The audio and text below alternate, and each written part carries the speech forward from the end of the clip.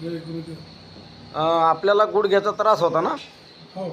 मग आपण काय काय उपयोग केला घरी? आपण सकाळी अनाशी पोटी हं, 2 चमचे तीळ, हं, 1 चमचा जवस हं, आणि 2 अंजीर हां, पाण्यामध्ये भिजू घालणे संध्याकाळी हां. आणि सकाळी अनाशी पोटी खाणे.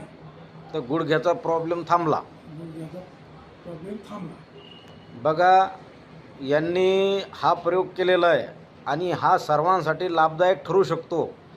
मराठीतून तुम्हाला सगळ्याला माहीत असेल जवस, त्याचप्रमाणे जवसामध्ये कॅल्शियमचं प्रमाण असतं आणि तीळसुद्धा बरेच आयुर्वेदाचार्य सांगतात की तीळ हे तेल जरी खाल्लं तर तिळाच्या तेलानं गुडघे आपले दुखणं थांबतात.